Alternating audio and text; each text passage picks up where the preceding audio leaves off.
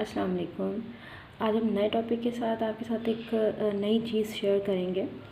यहाँ पे आज हम डिस्कस करने वाले हैं परसेंटेज कंपोजिशन और उसके साथ साथ हम डिस्कस करेंगे molecular formula and empirical formula. तो सबसे पहले हम परसेंटेज कंपोजिशन के बारे में कुछ बात करते चलें। परसेंटेज का मतलब यानी कि कोई भी आप एक कंपाउंड फॉर्म करेंगे, कोई भी एक मॉलिक्यूल बनाएंगे तो उसमें एक पर्टिकुलर एटम की परसेंटेज कितनी है तो हमें वो फाइंड आउट करना है।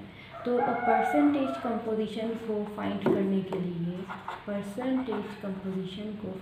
लिए हमारे पास फार्मूला है मास of target atom.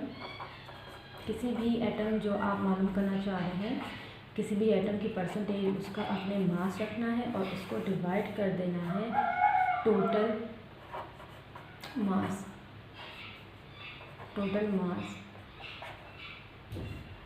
Of compound, यानी जिस मॉलिक्यूल जिस कंपाउंड से जो है आपने उसके अंदर जो है उसको मालूम करना है एटम का परसेंटेज, उसको आपने डिवाइड करना है उसके टोटल वेट से और उसको मल्टीप्लाई कर देते हैं आपको 100 के साथ। तो ये हमारे पास एक फॉर्मूला है परसेंटेज कंपोजिशन मालूम करने का। तो हम यहाँ पे कुछ एग्जांपल्स लेते हैं। फॉर सपोज अगर मैं यहाँ पे क्वेश्चन लिखती हूँ, find the percentage of oxygen atom in water, यानी यहाँ पे आपको परसेंटेज मालूम करनी है बट बाय वेट। ये जो हम बात कर रहे हैं वो बाय वेट की बात करें। हमने यहाँ पे मास लिया है, इस वजह से हम इसको करेंगे हम बाय वेट उस एटम की परसेंटेज मालूम करेंगे उस कंपाउंड के अंदर बाय वेट। ठीक है, अब हमने क्या करना है, सबसे पहले हमारे पास फॉर्मूला गिवन है। ठीक है जी, mass of target atom divide by total mass of compound. Target atom हमारा है इस क्वेश्चन में ऑक्सीजन, और अगर हम देखते हैं कि वाटर के मॉलिक्यूल के अंदर ऑक्सीजन कितने मोल मौजूद है, उसका 1 मोल मौजूद है और ऑक्सीजन का 1 मोल का वेट होता है 16। ठीक है, अब उसके टोटल, अब हमने क्या करना है, टोटल मास ऑफ कंपाउंड, हमने उस कंपाउंड के टोटल मास के साथ उसको डिवाइड कर देना है। तो जो वाटर है उसका जो टोटल मास है वो है 18। यहाँ पे हमने क्या करना है, 16 को 18 से डिवाइड करना है, देन हमने उसको 100 के साथ क्या करना है, मल्टीप्लाई कर देना है। तो हमारे पास इसकी परसेंटेज बाय वेट आ जाएगी। तो इस तरह से हमने इसको सॉल्व कर लेना है। ठीक है जी, अब हम चलते हैं एक और क्वेश्चन की तरफ। इसी का ही एक और क्वेश्चन हम सॉल्व करते हैं। फाइंड द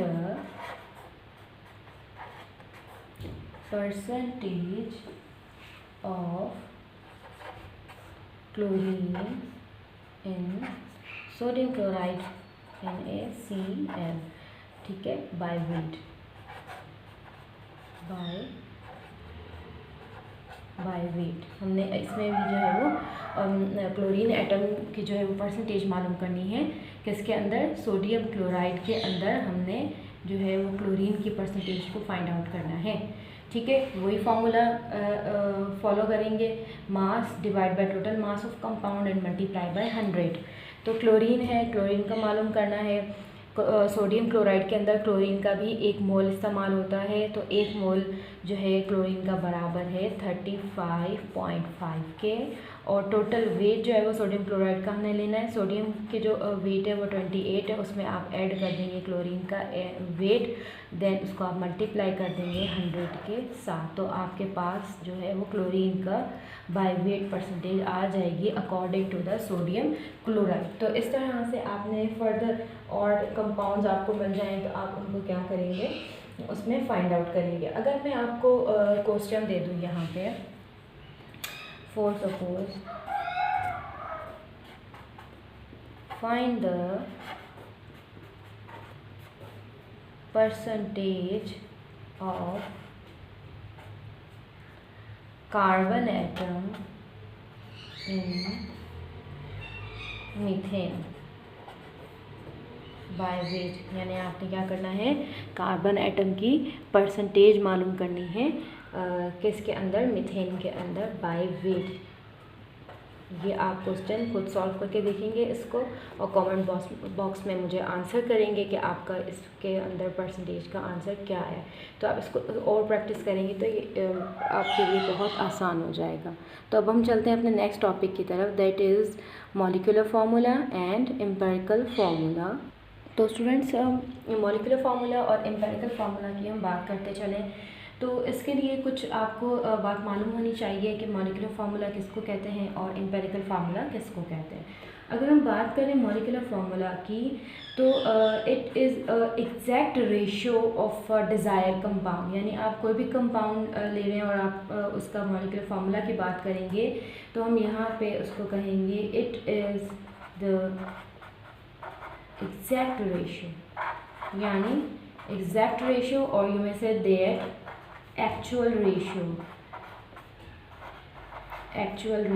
यानी कि आप जो भी कंपाउंड बना रहे हैं उसमें जो है वो आप एटम एलिमेंट्स की जो रेशियो यूज़ करेंगे उस कंपाउंड को बनाने के लिए वो एग्जैक्ट होगा, बिल्कुल अप्रोप्रिएट होगा, एक्चुअल होगा, उसको हम कहते हैं molecular formula.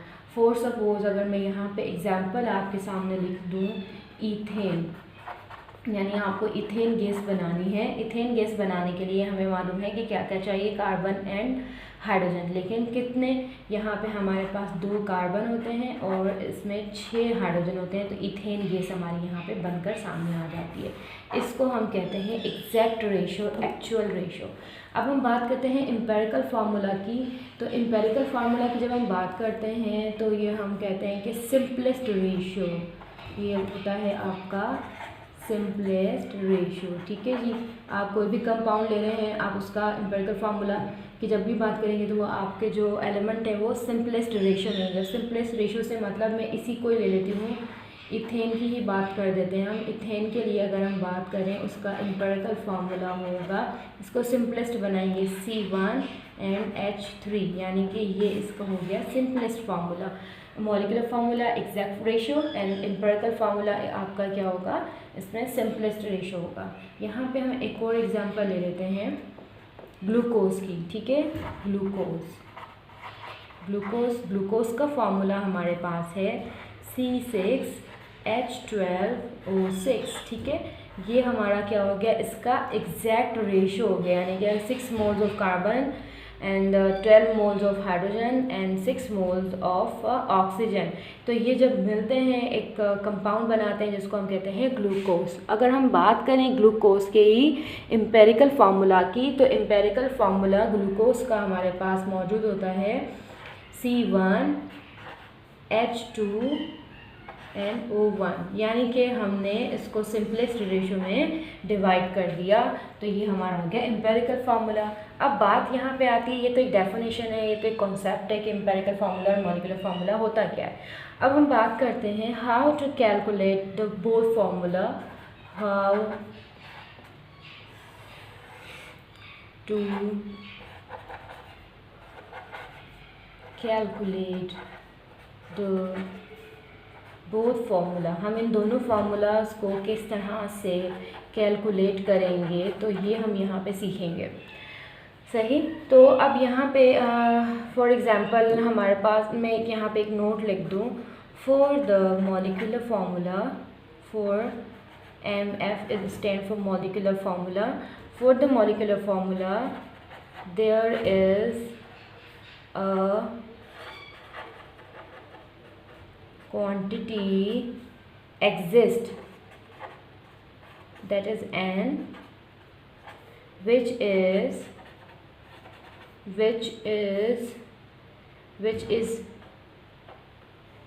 multiply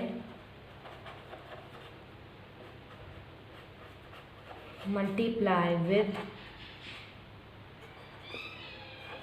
EF stand for empirical formula, which is multiply with empirical formula। यानी अगर हम इसको मैथमेटिकली तरीके से लिखें, n multiply by empirical formula, यानी कि अगर आपको मॉलिक्यूलर फार्मूला मालूम करना है, आपको मॉलिक्यूलर फार्मूला मालूम करना है तो उसके लिए आपको एक क्वांटिटी होगी जो कि n से रिप्रेजेंट हम उसको करेंगे, उसको हम मल्टीप्लाई करोगे एम्पेरिकल फार्मूला के साथ, तो आपके पास जो है वो मॉलिक्यूलर फार्मूला जो है वो कैलकुलेट होकर आ जाएगा। अब हम इसको प्रॉपर तरीके से देखते हैं कि किस तरह से हम उसको कैलकुलेट करेंगे क्वेश्चन की मदद से। स्टूडेंट्स, यहाँ पे मॉलिक्यूलर फार्मूला के लिए हमें चाहिए n एक वैल्यू और उसको हम मल्टीप्लाई करेंगे एम्पेरिकल फार्मूला के साथ, ठीक है। उसके लिए हमें एक और दूसरी चीज़ सीखनी होगी कि एक मॉलिक्यूलर वेट और एक empirical weight, how to calculate the molecular weight and empirical weight, ये आपको क्वेश्चन को सॉल्व करने में हेल्प करेगा।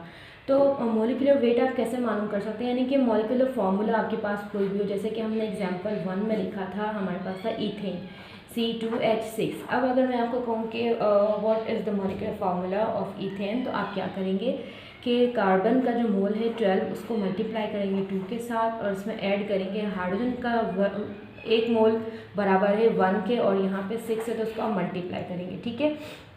तो आप इसका टोटल वेट जब आप मल्टीप्लाई करके ऐड करेंगे तो वो आपके पास 30 के बराबर होगा, ठीक है। तो इस तरह से आप किसी भी एक कंपाउंड का मॉलिक्यूलर वेट मालूम कर लेंगे। अगर हम इसी के एम्पेरिकल फार्मूला की बात करें तो ईथेन के लिए एम्पेरिकल फार्मूला था आपके पास C1H3, समझ आ रही है, C1H3। तो अब आप क्या करेंगे, एम्पेरिकल वेट मालूम करेंगे।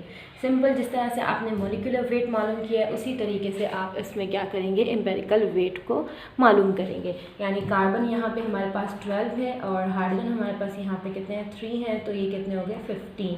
देखें बिल्कुल ये इसका सिंपलेस्ट रेशियो में आंसर आ रहा है, ये इसका एग्जैक्ट रेशियो के साथ आंसर आ रहा है, ठीक है। तो अब आपने क्या करना है, एम्पेरिकल फार्मूला जो है to form empirical formula to molecular formula increase with increasing in empirical weight by multiplying। यानी अगर आपको molecular फार्मूला मालूम करना है तो आपने जो एम्पेरिकल वेट है उसको n वैल्यू से मल्टीप्लाई कर देना है, तो आपको मॉलिक्यूलर फार्मूला मिल जाएगा। हम यहाँ पे क्वेश्चन लिखते हैं, इसको और अच्छे तरीके से समझने के लिए क्वेश्चन लिखते हैं। A compound has molecular weight is 90, यानी एक कोई भी कंपाउंड है उसका मॉलिक्यूलर वेट जो है हमारे पास कितना है 90, एंड इट्स एम्पेरिकल फार्मूला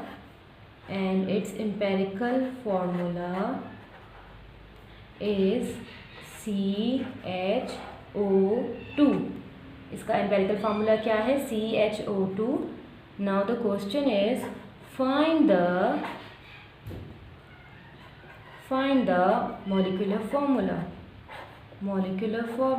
यानी कि आपने इस क्वेश्चन में मॉलिक्यूलर फार्मूला फाइंड आउट करना है। अब देखिए क्वेश्चन क्या है, क्वेश्चन को हम रीड आउट करते हैं एक दफ़ा केयरफुली कि हमारे पास एक कंपाउंड है, ठीक है, और उस कंपाउंड का वेट है 90।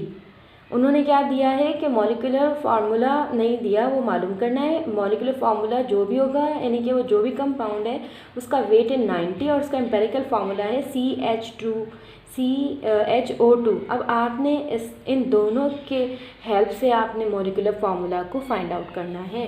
तो अब हमारे पास मॉलिक्यूलर फार्मूला अगर हमें मालूम करना है, मॉलिक्यूलर फार्मूले के लिए हमारे पास फार्मूला मौजूद है, n को मल्टीप्लाई करना है आपने एम्पेरिकल फार्मूला के साथ। अब n तो हमारे पास नहीं है, यानी कि हमारे पास गिवन नहीं है। हाँ, एम्पेरिकल फार्मूला गिवन है, दैट इज़ CHO2। अगर हमें एम्पेरिकल फार्मूला गिवन हो और नंबर जो n रिप्रेजेंट कर रहा है वो हमारे पास मौजूद नहीं है, तो हम इसके दूसरे स्टेप पे जाएंगे जो कि हमारा है molecular weight and empirical weight. तो यानी हम क्या करेंगे, मॉलिक्यूलर वेट और एम्पेरिकल वेट को आपस में मल्टीप्लाई करेंगे, एम्पेरिकल वेट। अब हमारे पास मॉलिक्यूलर वेट दे दिया गया है, मॉलिक्यूलर वेट कितना है हमारे पास, यहाँ पे n multiply by empirical weight. Molecular weight question में गिवन है, हमने उसको 90 रखा, n अगेन हमारे पास मिसिंग है और यहाँ पे मल्टीप्लाई में हमारे पास मौजूद है एम्पेरिकल वेट हम निकालेंगे उसके एम्पेरिकल फार्मूला के साथ। एम्पेरिकल फार्मूला है CHO2 CH2 अगर हम देखते हैं तो CH2 का जो है वो वेट निकलेगा हमारे पास 45, ठीक है। अब हम क्या करेंगे, n हमें मालूम करना है, हमने उसको बाहर निकाल दिया, ठीक है जी, और 90 के साथ हमने एम्पेरिकल वेट को डिवाइड कर दिया, तो ये हमारे पास आंसर इसका आ जाता है 2, ठीक है जी, यानी कि हमारे पास n की वैल्यू आ गई 2।